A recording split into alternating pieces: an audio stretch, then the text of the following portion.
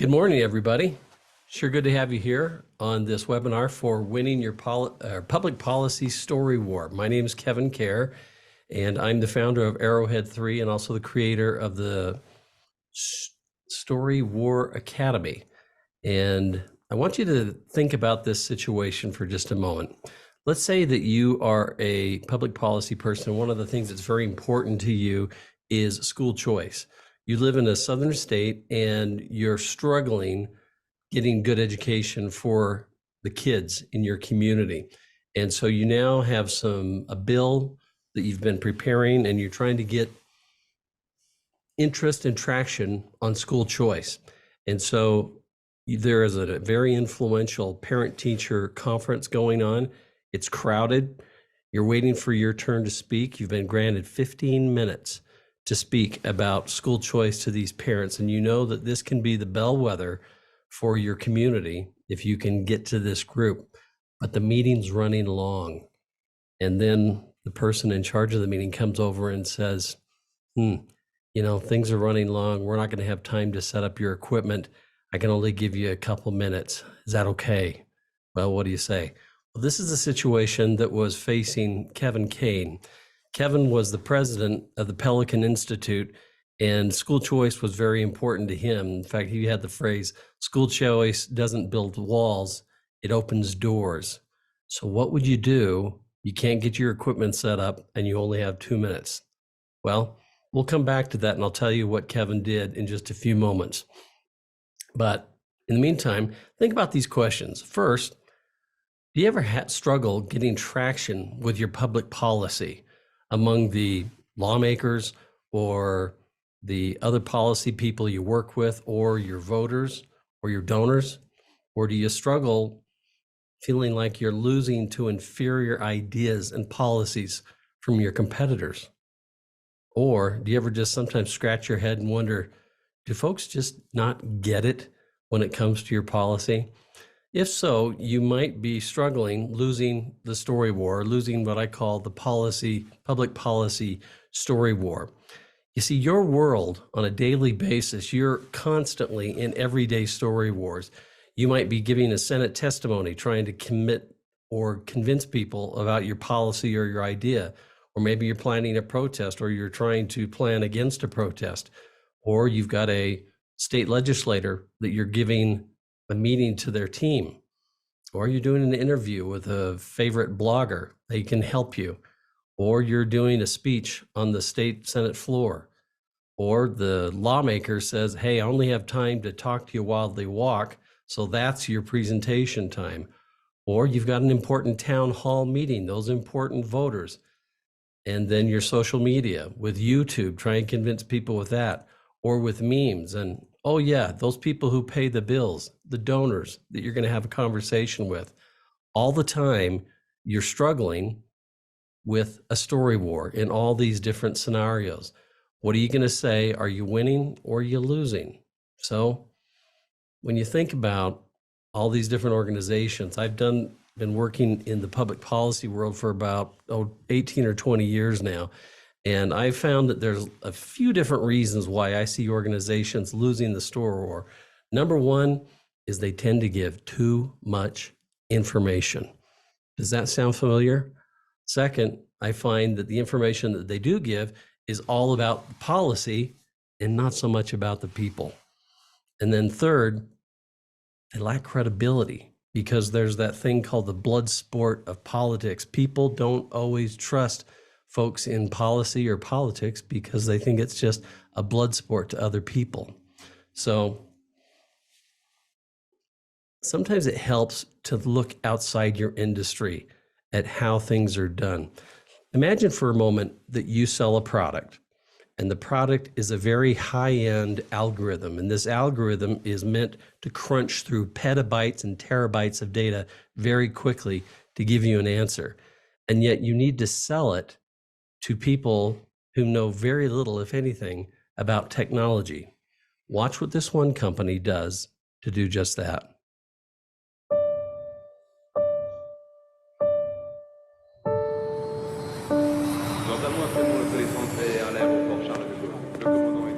Hello. Bonjour.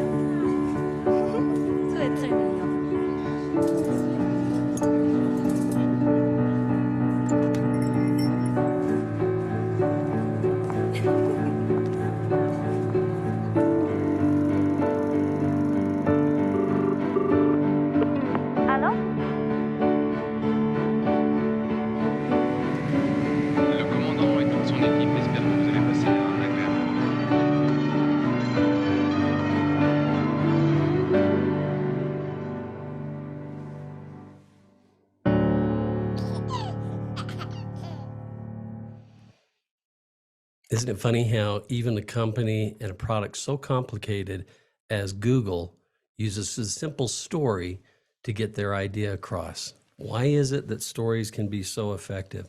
Well, let's take a minute. Let me introduce myself. I'm Kevin Kerr. I'm the founder of Arrowhead 3 and the creator of the Story War Academy. And one of the lessons I'd like you to take away from this is that facts tell, but stories sell. But not just to tell a story. You got to tell the right story and tell the story with proper storytelling tools. And that's what we're going to be talking about over the next few minutes.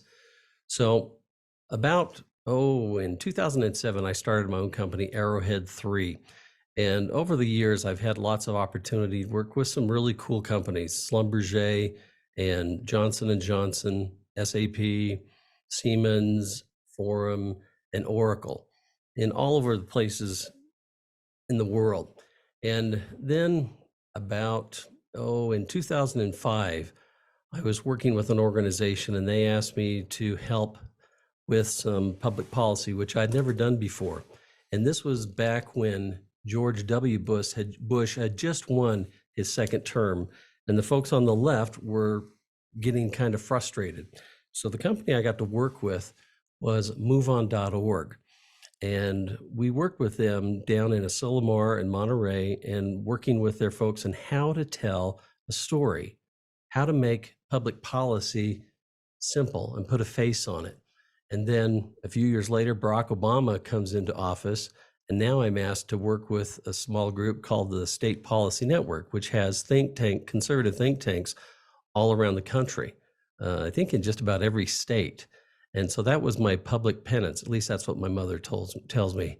She's very staunchly conservative. And the thing I've learned in working with these different organizations on the left and on the right is that everybody has something to offer. And I went out to some of my best looking friends and said, can you say something nice about my organization?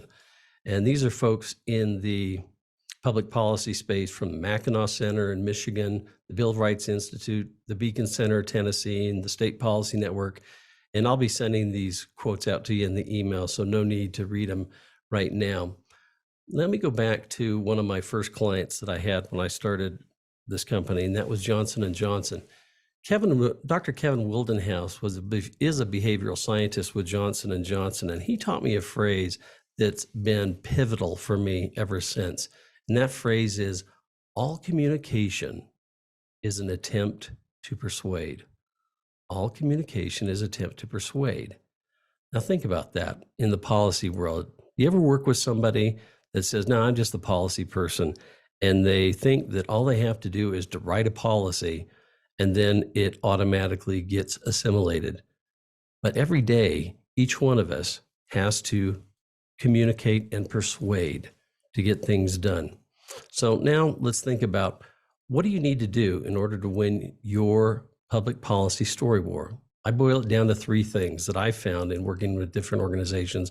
Number one is you've got to put faces on your policy. That is, to find your stories. Then second, you need to narrow down to your best story, or what I call the arrowhead. And then third, make your storytelling stick.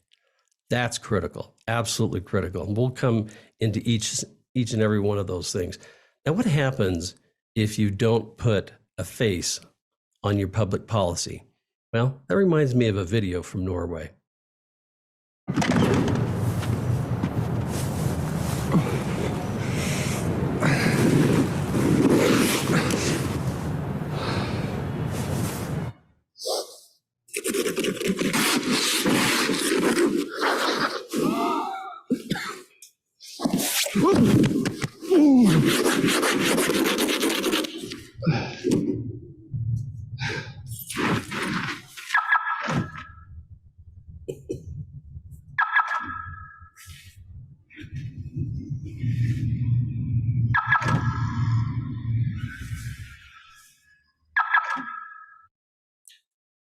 So if you don't put a public policy face, if you don't put a face on your public policy, you're going to be scraping off the wrong card. And that'll make sense here in a little bit. What we're going to be talking about a little bit today is the Story War Academy. And the Story War Academy, we're going to be using a lot of content from that Story War Academy today. And the Story War Academy is a hybrid learning tool where you have recorded lessons as well as live feedback from me, from Sunny, and other people that are helping facilitate and coach there. It teaches all the Arrowhead messaging framework. If you're not familiar with Arrowhead, that is the messaging framework tools and best practices that I've been using for the last, well, ever since I started the company in 2007. And it's organized in weekly practical lessons that are 90 minutes in length, and they're broken up with about 30 minutes of recorded instruction and about 60 minutes of teamwork where you actually have to do a pressure test and test it out on your teammates. Then you can learn with your team or self-paced and do it on your own. And there's also the option, if you want to have a live Arrowhead facilitator or coach, that can be there as well. Or you can just do it on your own.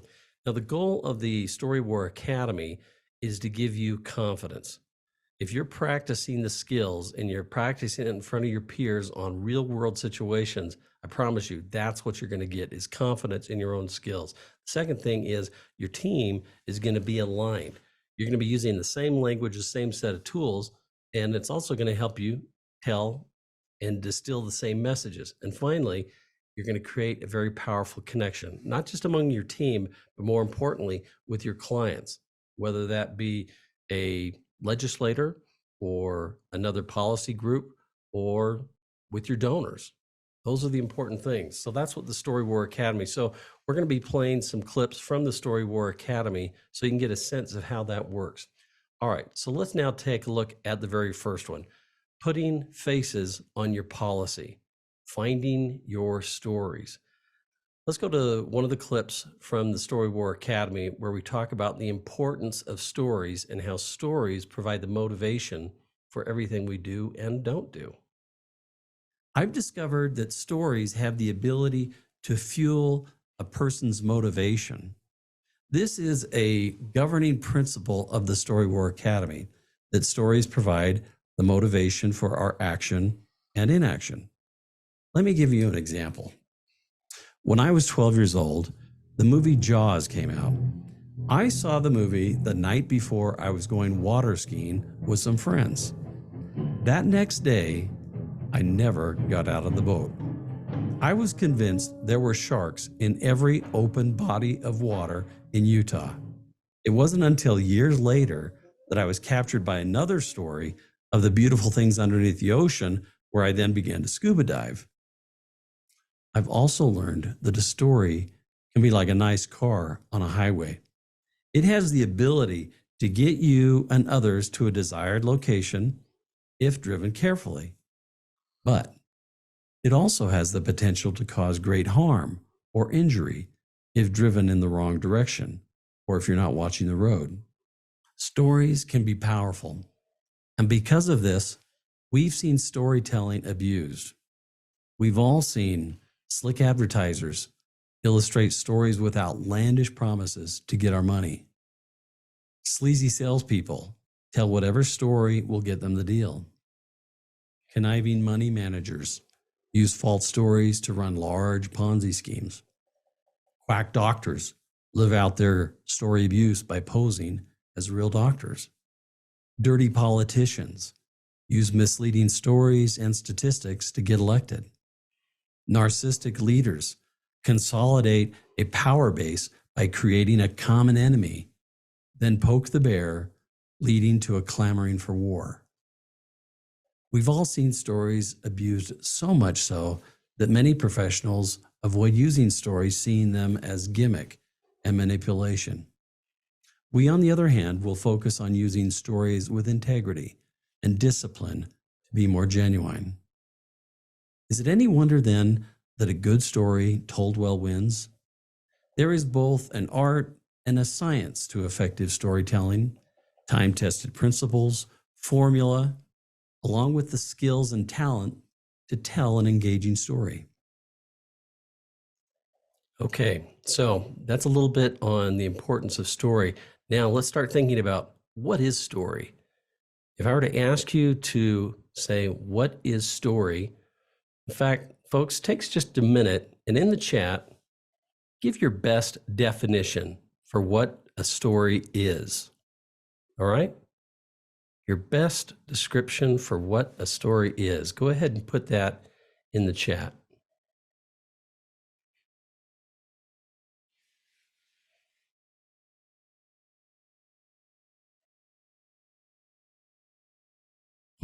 A narrative.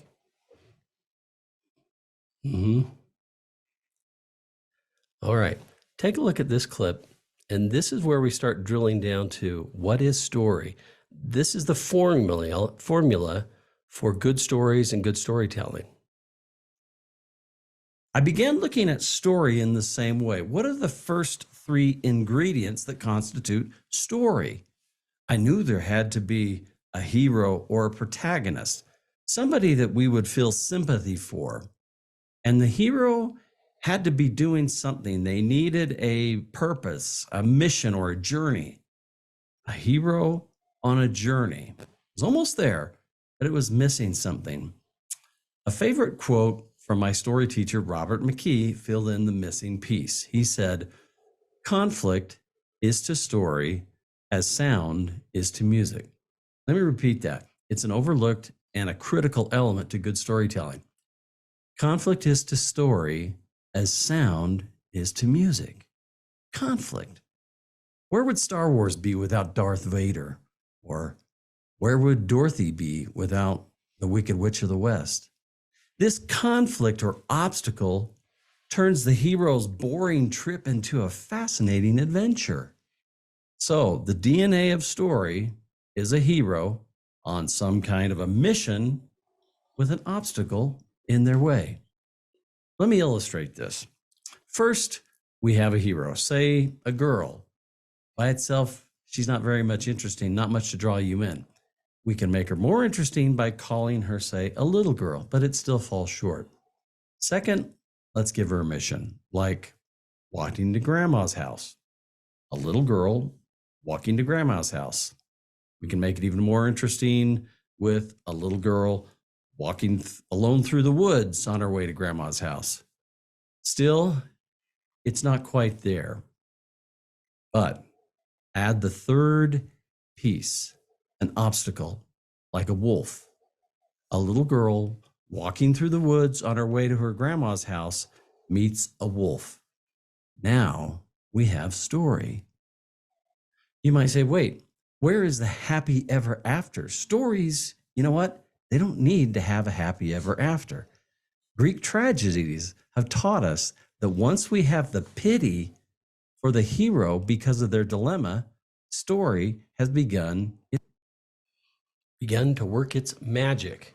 All right, now let's take this into the policy world. Let's say for a moment that you are working with a nonprofit, and this particular nonprofit in DC helps students and teachers to live the ideals of a free and just society. How do you teach teenagers to do that? So what they did was they thought, okay, well, if that's our policy, if that's what we're trying to accomplish, who is our hero? What are our stories? And so breaking it down to the hero, the mission, and the obstacle is critical. And that's where you start gathering your stories. So listen to how they did here. Their question is, who does your company serve? I'll go first and I'll model the exercise for you using real log lines from my clients in different industries. As you listen, think how you would answer this question with similar stories. This first sample of log lines comes from a nonprofit organization in the DC area that helps students and teachers to live the ideals of a free and just society. So in answer to the question, what type of clients or customers do you serve? They might answer, well, we serve the teacher who wants to discuss hot topics of the day, but shies away based upon bad past experiences. Or perhaps the student who tries to ask a challenging question, but is shut down by fellow classmates or a teacher. Or the principal who sees value in classes discussing hard topics, but won't due to parent complaints to the teachers. All right, so that's just the first examples. If you thought, How would you do that? How would you break it down? If you looked at a particular policy you're working on, what would be the stories you would start to gather? Once you do that, then you start coming to what we call the arrowhead. Let's listen to what the arrowhead is. This is powerful. Narrowing it down to your best story. That's your arrowhead. So, what does an arrowhead have to do with a compelling message? I'm glad you asked. You see, an arrow is a lot like a good story. Out front, you have an arrowhead, also known as the point, designed to penetrate a target. The purpose of the arrowhead is to deliver the kinetic energy generated by the bow to a target. The point is followed by some sharp blades that widen the channel for deeper penetration. The shaft creates a great deal of momentum by transferring the energy from the bow, and then it connects the arrowhead with the rest of the arrow. The fletchings are some small veins or feathers at the back of the arrow to stabilize it in flight, providing accuracy and consistency.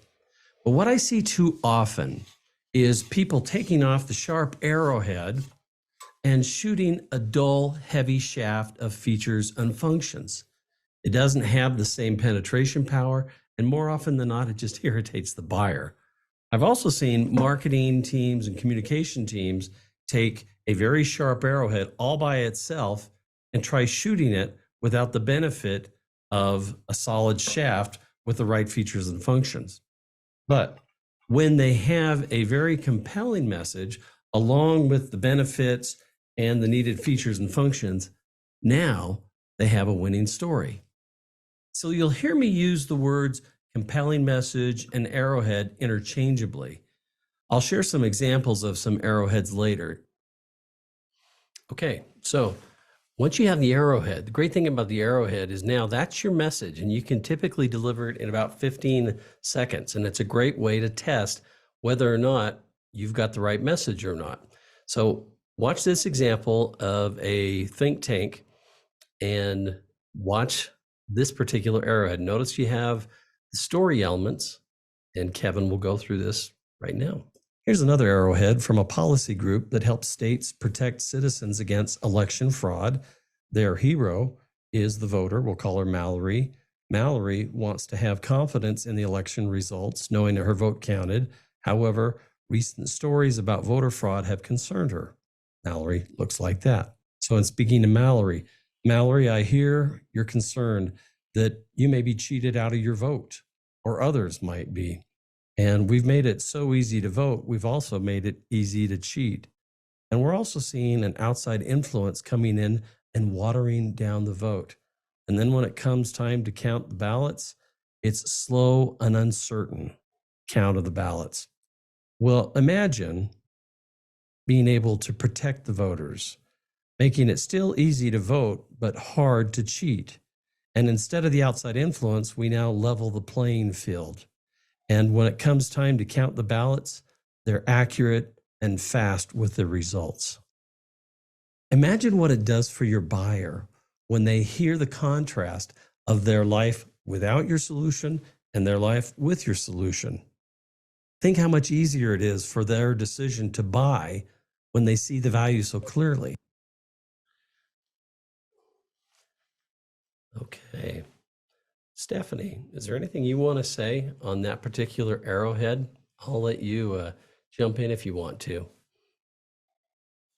Yeah, I clearly remember coming up with that arrowhead and with you in a room of really smart people. So yeah, it comes down to what you said at the beginning about making it about a person and making it about the people rather than the policy. Don't give too much information.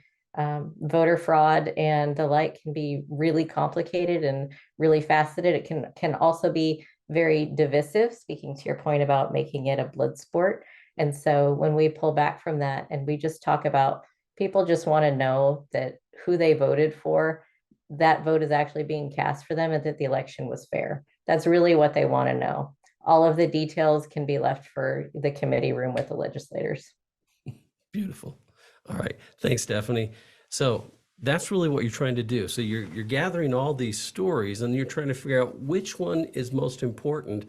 And sometimes that's very difficult to do. And it takes time and patience and sometimes days and compromise and blood, sweat, and tears to do that.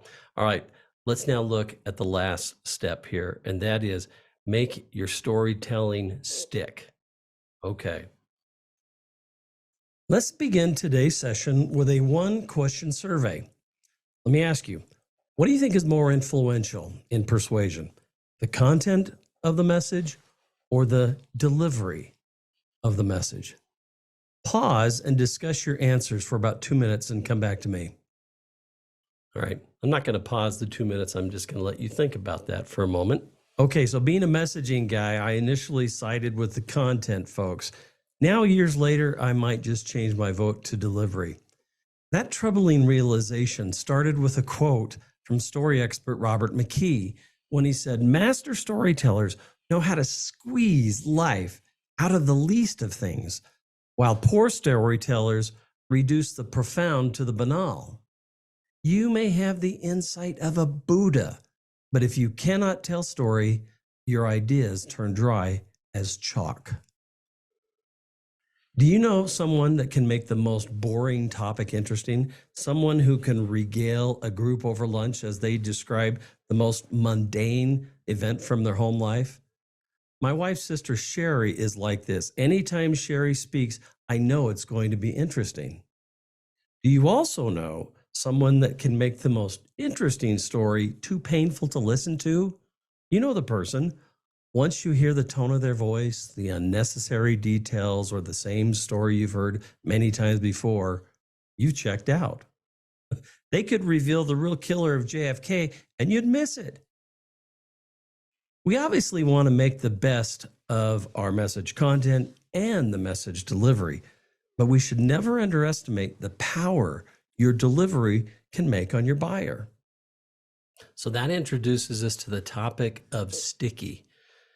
Made to Stick, Chip and Dan Heath. Now, the word sticky comes from a landmark book by brothers Chip and Dan Heath called Made to Stick. I shared the speaker's platform with Dan Heath many years ago in Seattle. I love how he described a sticky idea or message. He said, "By stick, we mean that your ideas are understood and remembered, and they have a lasting impact. They change your audience's opinions or behaviors." So let me ask you, do you want your message to be understood, remembered, and also change your audience's attitudes or opinions or behaviors? That's what a spike does. It makes your message, even a non-compelling one, stick so it is understood, remembered, and changes your audience's opinions and behaviors. I've been teaching and coaching spikes for many years now, and I can tell you that spikes work with every audience, in every situation, all the time. There is one for every occasion. We'll cover 11 spikes over the course of the Story War Academy. I'll use the phrase ILQ moves, ILQ-MOVS, to remind us of all the spikes available to us. All right, so let's dive into what some of those spikes are. Here's one of my favorite ones. See, you might consider the Sun story as a trim tab spike. It's a well-woven shared story that can be a unifying vehicle and a catalyst for group action. The Sun story is a scaffold for you to build such a shared story. Now, what I call the Sun story has its roots in a leadership development practice called public narrative. This practice was developed by Marshall Ganz. He was a former longtime United Farm Workers organizer with Cesar Chavez, and now a Harvard professor. The public narrative was used as a template by the Obama campaign in 2008 at trainings called Camp Obama. You see, Ganz knew that campaign workers approaching potential voters needed to be able to quickly tell their story of self in order to establish a relationship with the voter. Marshall Ganz' mother was a teacher and his father was a Jewish rabbi as well as a U.S. Army chaplain, in occupied Germany shortly after World War II. They taught Marshall the dangers of racism and anti Semitism. Gans was deeply influenced by the three famous questions by Rabbi Hillel the Elder, who lived during the first century BCE. Hillel asked, "If I am not for myself, who will be for me? If I am for myself alone, what am I? If not now, when?" Gans calls these questions the story of self, the story of us, and the story of now. Public narrative then weaves these three stories together in a unique story. I call it the Sun story, SUN for self, us, now. All right, so we're going through this fairly quickly. So let me give you a situation. So JFK comes back off of PT 109. The year is 1945. World War II has just ended. And his older brother Joe was killed in World War II. And his dad wants one of the kids or all of his boys to grow up and be famous politicians. So JFK now is a candidate for the 11th Congressional District of Massachusetts, and there are 10 other candidates. He's giving his very first campaign speech ever to a group of Gold Star mothers. Nobody gave him any kind of chances of winning. And he starts off his speech and he's kind of wonky at the beginning and realizes that doesn't work. Then he goes in to a Sun story. And I want you to look for the elements of himself, the us, and the now. And this is beautiful. This is from the movie The Kennedys, 2011. This is Greg Kinnear playing JFK. Having won the war, we must now win the peace. Prosperity is a privilege, not only a privilege, but also a right. And I believe as a congressman, these are the sorts of organizations I would very much like to help. And if I have the honor of representing you in Congress, I can tell you right now that that'll be something that we will work to further. And we can help organizations like this. And I can do that for all of you. I can do that by various tax incentives. We can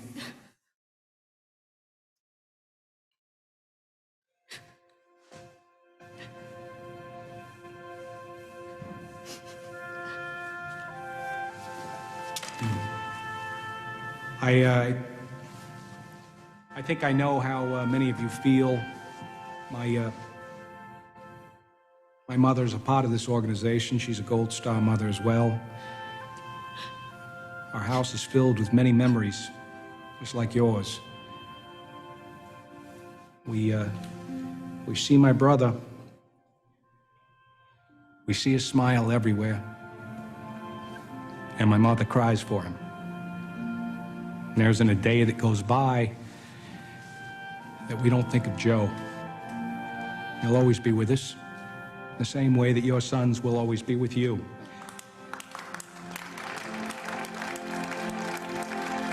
And I would say that this is exactly the sort of organization that we are going to support. This is the sort of organization that needs our help, and we're going to give it to them. This is the sort of organization that I believe in. Let me represent this district in Congress, and I will serve your interests. Appreciate that. Thank you so much. Thank you. This is my son. Oh, Dave Power said of that moment, he wasn't a great speaker, but he was an honest, sincere speaker.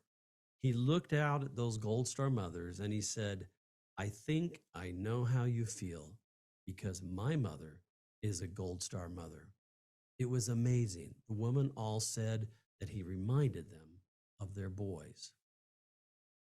Kennedy won that election. If you have time, pause to discuss what you noticed in the delivery of his Sun story. I was impressed that JFK was able to deliver his Sun story in exactly 1 minute. So think of all the places where you could use your Sun story: in speeches, articles, conversations, sales presentation, court arguments, debates, product bake-offs, vendor shootouts, Town hall meetings or campaigns, just to name a few. All right. I'll open the mic again here for Stephanie because I just know Stephanie understands a little bit about the Sun Story. So folks, what a Sun Story is a very quick and easy way for you to create a connection with your audience and establish credibility. Stephanie, any thoughts that you want to add on Sun Story, on how you've used it or found it helpful for you? Yeah, I think you have my son's story down better than I do, but Go ahead and so when tell we it. were, yeah, so when we were working through this back several years ago, um, the question was, how did you come to work in public policy? Why does this matter to you? And so, a lot of folks were talking about, their passion for their country or patriotism or, a lot of different kind of abstract ideas.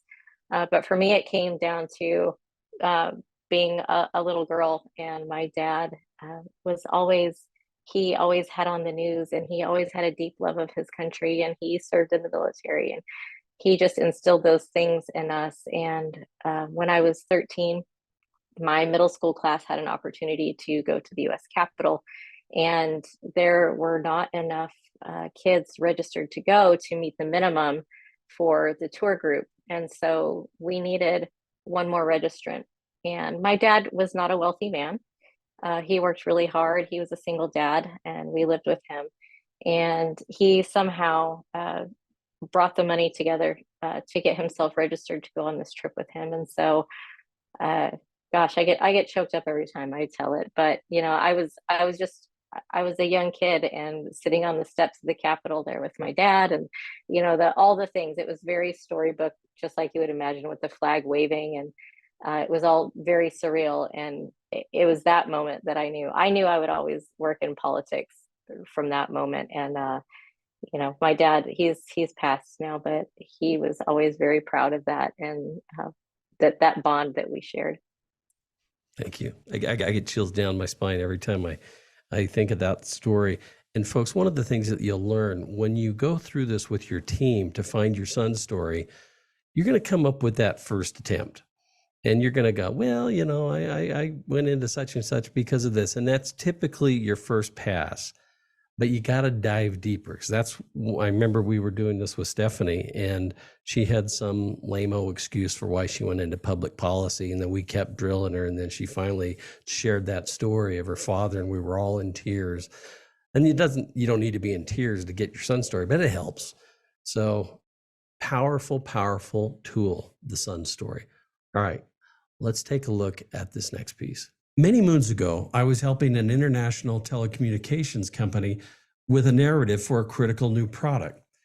Before the work session in Boston, I interviewed one of their sales managers.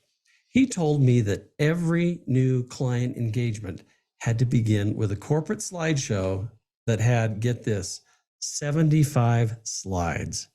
He showed me the entire slide deck. I learned that despite their famous name, there were many shiny new competitors entering their space. His leaders thought that a 75-slide technical overkill of proof points would convince the buyer that they were still the major player. Unfortunately, the sales guys rarely finished the 75 slides and instead introduced several new rabbit holes that seldom led to a strategic sell. I asked him if he could tell their credibility story with a few numbers from the 75 slides. He was intrigued by the idea. So his team brainstormed the numbers for proof points and came up with this. All right, so imagine the setting of a corporate boardroom, everyone hunkered down for a long PowerPoint presentation. Off to the side is a whiteboard with 6 numbers on it, and the salesperson then starts with, I know a lot of you already know about our company, but let me give you 6 numbers that shows our commitment to the telecommunications space. Our company has been in business 160 years. And what that means to you is we're not going away tomorrow. We're here for the long haul. We're not going to strand you with equipment you can't use anymore. 120 countries we have offices in. What that means to you is wherever you have people, We'll have local folks there to help serve you. 110. Last year, our revenues were just over $110 billion. And what that means to you is we're the market leader, which makes us the safe and reliable choice for your telecommunication needs. 10% of all revenue goes back into our R&D. And what that means to you is you're always going to get an innovative product that's been well tested and proven. One of every 2 calls on the planet travels through one of our switches. And what that means to you is we've seen it all. We fixed all the problems the other guys haven't even thought of yet. Now, let's talk about what your telecommunication needs are. All right. So this replaced 75 slides and at least an hour of presentation time in front of the customer so that they could have a little more confidence in this little German company, a little company in Germany called Siemens. The idea that if you give your buyer's head enough proof points, their heart will follow, it just doesn't fly. And if you sell them on an emotional appeal alone, you'll soon be beaten by somebody who persuaded the buyer's heart and head. All right, now let's go back to that situation I introduced you to earlier. Kevin Kane, he was expecting to have 15 minutes with his slide deck in front of this parent-teacher organization. They said, we only have 2 minutes. What do you do? Common mistake that we make when we give statistics, facts, figures, or features is that we overdress them with more data, and we hide the real beauty of a few simple numbers. Numbers that, when given the spotlight, could become a memorable proof point for your narrative. This was the case with Kevin Kane and the Pelican Institute for Public Policy in Louisiana that he founded in the aftermath of Hurricane Katrina. Kevin's belief was that every person should have the opportunity to flourish. And Kevin felt that the area where he could make the biggest impact on his state was to improve each child's education. But he felt he was not moving the needle forward with the same old arguments for school choice that were a stagnant academic performance, galvanizing the forces of competition, curriculum innovation, and the diverse mechanisms such as charter schools, vouchers, tax credits, and educational savings accounts, blah, blah, blah. And Kevin and his team wanted to get an important piece of school legislation passed that needed parent support. They decided to let some of the numbers tell the story. So imagine a large PTA meeting with a room full of parents. The PTA president introduces Kevin and tells him he only has 3 minutes. It's already been a long meeting. So Kevin Kane steps forward and said, "Moms and dads, I know our time is short tonight, but what I have to say, I think, can be summarized by 3 numbers. 50, 50, and 1. Last year, Louisiana was 50 out of 50 states when it came time for the 3rd grade reading level. And last year, Louisiana was 50 out of 50 states when it came time for the college entrance exam. But we were number 1 at one thing. Last year, we were number 1 out of 50 states when it came time for the incarceration rate. So as we look towards the future and the priorities for our children, I ask you this simple question: do we want to educate or do we want to incarcerate? That's the whole purpose of the School Choice Initiative. Kevin used a very effective spike for giving proof points. It's called the number list. It's the first of 2 list spikes.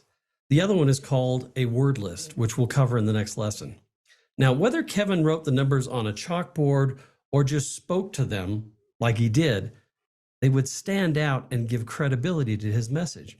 And since he was speaking without notes or slides, it gave him credibility with the parents. Now, Kevin Keane passed away in 2016 at an unexpectedly young age, but I remember working with his team. We were in Jackson, Mississippi with the Mississippi think tank at that time, and they came up with that number spike, and they also came up with a word spike that also used another type of spike, and that is objects. Let's assume you're a public policy group in a state that is drowning in financial debt due to public pensions, and you desperately need to reform how public pensions are paid. But you need the support of the public employees, your least likely advocates. If all you use are numbers, it's going to be very difficult for them to personalize large state budgets in the millions and billions. And you know that the biggest threat to the public employee is who controls their pension funds. Currently, greedy or careless legislators tap this money from the pensions to pay for other projects. Your plan will protect these funds by putting the public employees in control of their own accounts. Here's how one state won the pension reform story war while speaking to a large group of public employees. Many public employees are beginning to see the value of pension reform. It all comes down to who is in control of your pension. It's a lot like a remote control. It's never really fun when someone else is telling you what you can or can't watch on TV. Or a thermostat that sits in someone else's room, but it controls your room's temperature. Or your smartphone. Think of the last time someone else had your smartphone. How did you feel when you were without it? You see, your pension is the result of years of devoted work to your state, and they are there to help ensure that you can live the life you want when you decide to leave public service. Do you want elected officials that come and go in control of your funds? No, you deserve to be in control of your funds, and that's what pension reform will mean to you. So, looking back at the last three things, putting faces on your policy. So find your stories. Then narrow it down to your best story. That's your arrowhead. And then once you've got that down, figure out how are you going to deliver it so it sticks, so it's remembered, understood, and it changes behavior. Now, the arrowhead I showed you, in the public policy space, I've done several different policies. And here is an example of 40 of them. And each one of these arrowheads represents 2 to 3 days of facilitated leadership with the team. But it's everything from first freedoms to healthcare, certificate of needs, restricted union power, pension reforms, preventing severance tax, and all that kind of stuff. So we have a lot of experience doing this kind of stuff, and we like to share this with you. So coming back to our last video, when you think about a story and a product, would this story make you more likely or less likely to buy this product?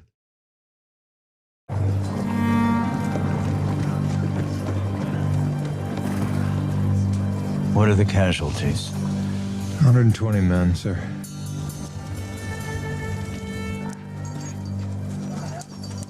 $57 from Clifton alone. Officers? 30.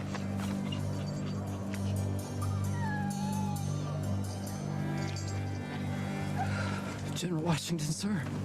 We found this dog in the camp. We implore you to look at the collar, sir. We believe it belongs to General Howe himself, sir. What kind of fool loses his dog on the battlefield? Keep him. Use him as a mascot to rally the men. Place the dog at the vanguard. They'll never shoot it. Say we shoot the Mongol ourselves. Give me the animal.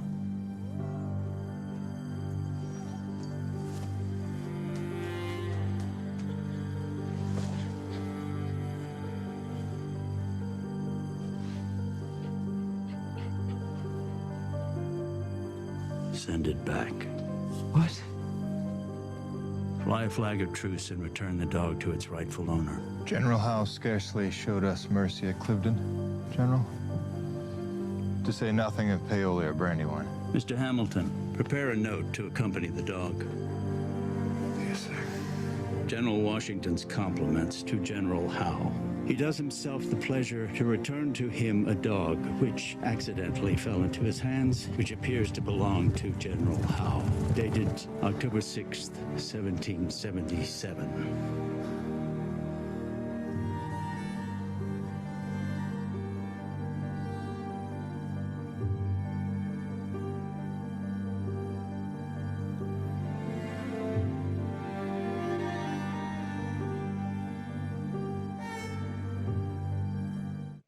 Folks, I really want to thank you for taking the time to learn about the Story War Academy.